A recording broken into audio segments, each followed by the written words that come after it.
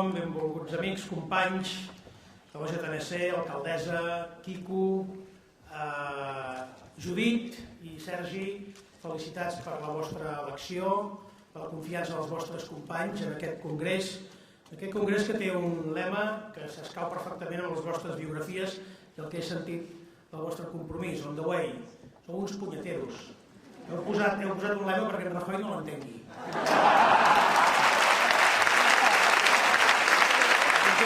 L'heu enganxat.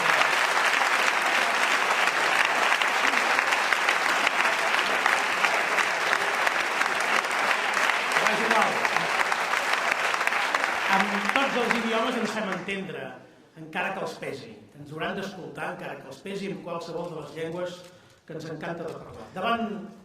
Davant nostra, sobretot davant vostra com a generació, ja no parlo només com a gent compromesa en el bé comú i en fer una societat millor, jo crec que podríem dir el mateix davant de qualsevol reunió de joves de la vostra edat en qualsevol punt del planeta on hi hagi algú que es plantegi què pot fer per al seu país o què pot fer pel món. Davant de tots vosaltres, sobretot, doncs, sabem, i de nosaltres, que se'ns dibuixa un horitzó en el que, amb certesa, moltes de les coses que avui tenim apreses o no valdran o canviaran molt. Això genera dubtes i alguns temors i moltes esperances. El que no pot generar és indiferència, ni inacció, ni manca de compromís. Perquè aleshores no és que perdrem el tren, és que perdrem l'era, no l'oportunitat de la generació. L'era nova que es dibuixa a la humanitat, en totes les eres en les quals hi ha hagut el compromís dels catalans en major o menor mesura, aquesta la perdria.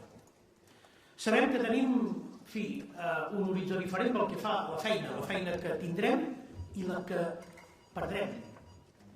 La feina que avui existeix i que es canviarà però que continuarà existint i aquella feina que avui no existeix, que ni tan sols la podem imaginar i que potser d'aquí 15 anys, d'aquí 20 anys, serà la principal font d'ocupació de nosaltres o dels nostres fills i dels nostres nens. Estan canviant també i s'estan revisant els coneixements que teníem adquirits i la forma d'adquirir-los també.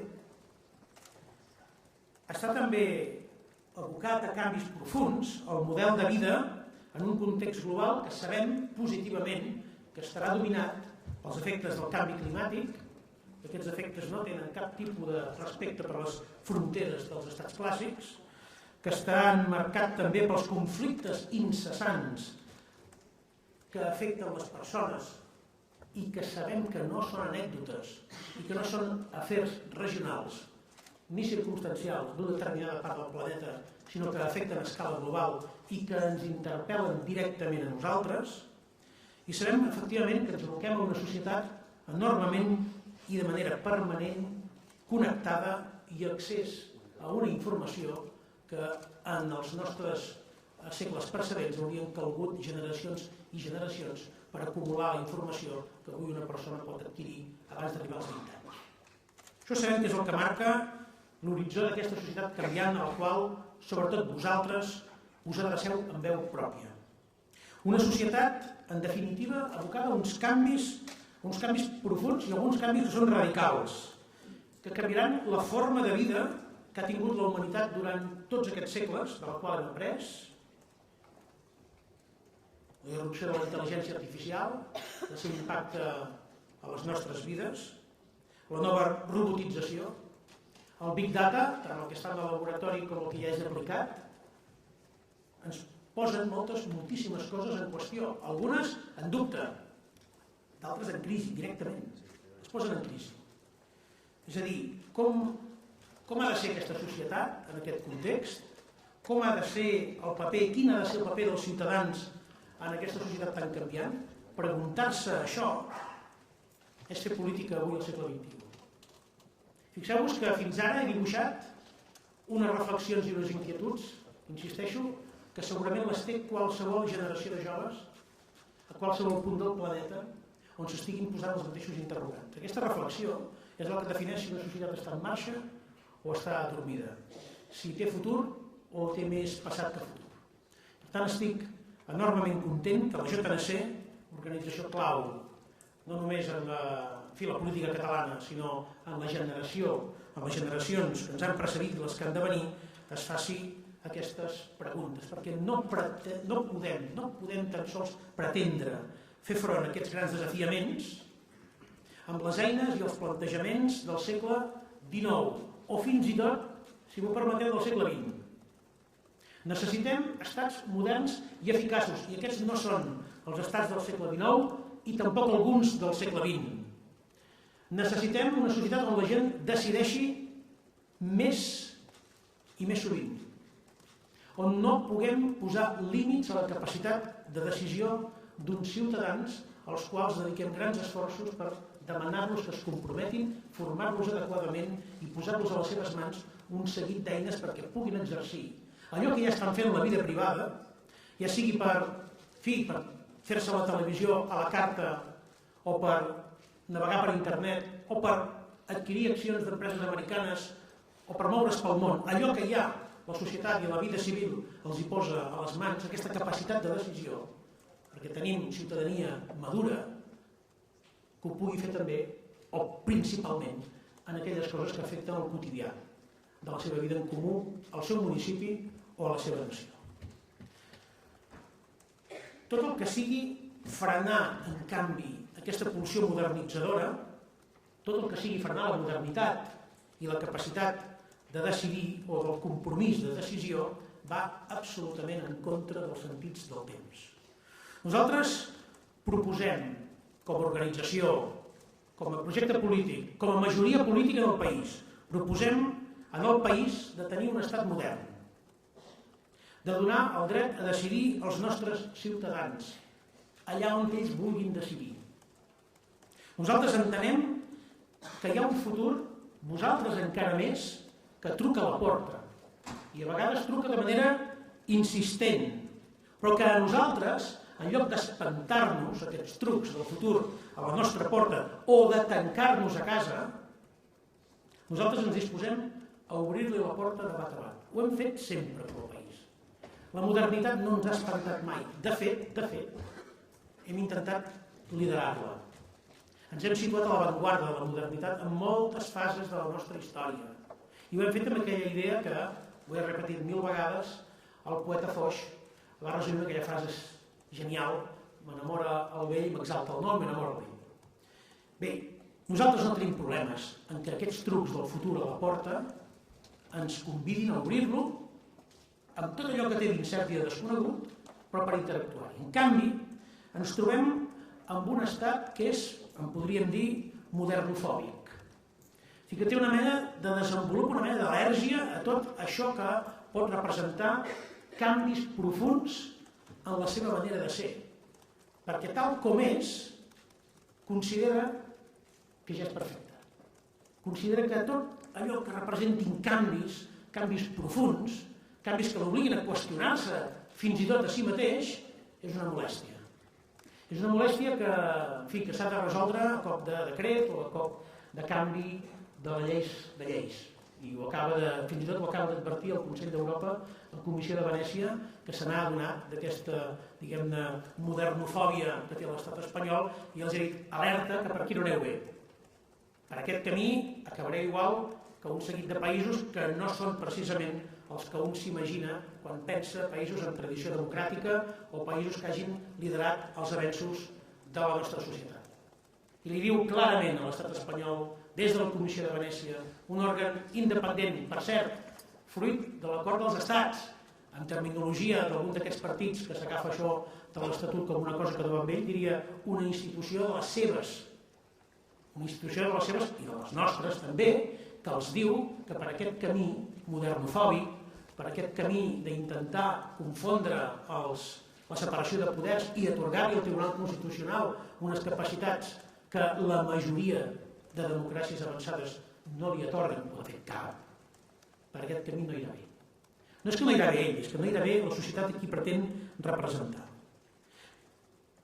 I que a més, davant d'aquests trucs de la porta del futur, aquest estat no només expressa la seva pitjor pulsió modernofòbica, sinó que sobretot li surt un estat d'excepció, de dintre.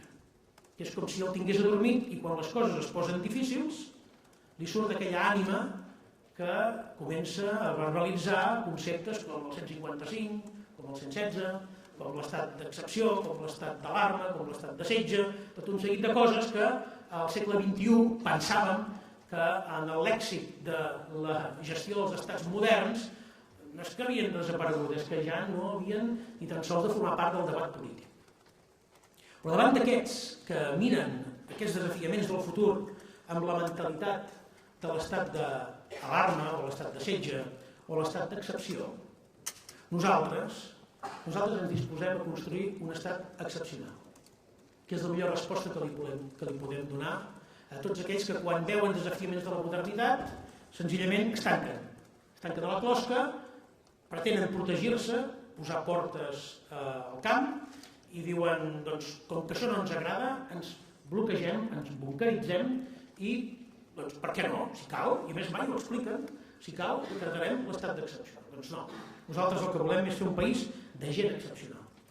Perquè entenem que, treballant cada dia amb aquesta mentalitat, segurament és la millor manera, vaja, crec que no n'hi ha una altra, de voler contribuir a la millora del món, de ser solidaris, de voler encadenar el nostre esforç, el nostre petit granet de sorra, a l'esforç que estan fent altres generacions de joves d'altres països del món que tenen les mateixes inquietuds, que els preocupa els efectes del canvi climàtic, que els preocupa les crisis humanitàries, que els preocupa l'impacte de la nova revolució industrial sobre les feines existents, que els preocupa com ocuparem els nostres joves i que els preocupa, per tant, quina educació, quina formació hem de proveir a la gent que està començant a P3 avui i que sabem que quan acabin la universitat s'hauran d'enfrontar a uns futurs, a uns llocs de treball pels quals avui ni tan sols podem pensar que poden existir.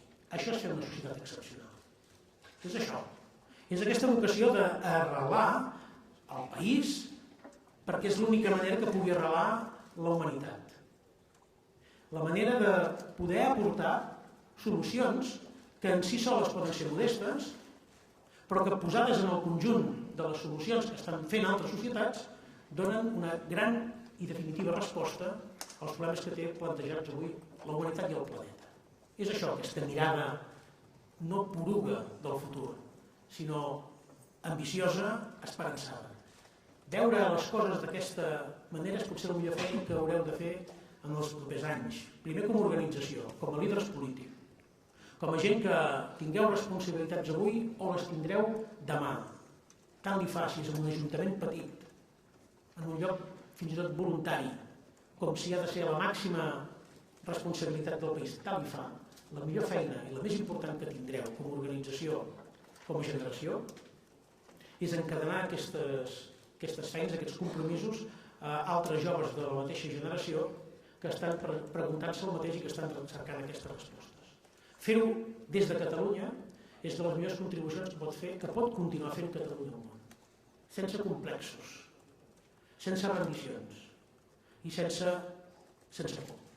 De fet, prenent exemple dels que ens han precedit, en èpoques segurament molt pitjors que les nostres, que potser amb més dificultats i amb futurs més incerts, no van baixar la guàrdia, van continuar alçant projectes, bastint projectes tant des del catalanisme com des de la cultura, com des de les infraestructures tant se val, amb aquella idea de mirada llunyana, de mirada de generacions futures. I si avui podem gaudir d'aquestes conquestes és perquè uns altres les van poder imaginar i les van poder treballar amb la mateixa mentalitat que vosaltres, amics i amigues de la JNC, us aplegueu avui en el vostre 19è congrés. Que tingueu molts èxits, molts encerts, els necessitarem. Segur que quan vinguin les diferents oportunitats en què la veu de la JNC s'hagi de sentir alta i clara, no fallareu, perquè la JNC no ha fallat mai. Moltíssimes gràcies i bona tarda.